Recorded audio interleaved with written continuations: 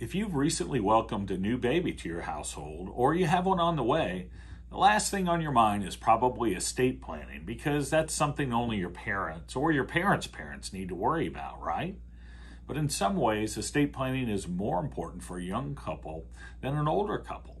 For the first time in your life, you'll have a completely helpless human being who is totally dependent upon you. And what happens is something happens to you or your significant other.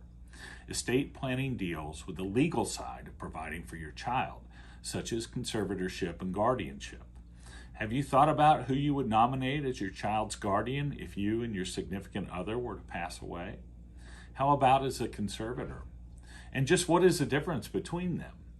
Do both parents agree on who you would nominate and choose?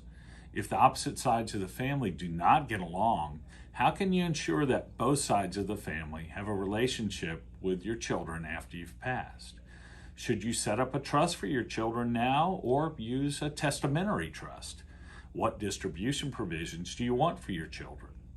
Ignoring the possibility that both parents could die is a horrible and possibly catastrophic choice.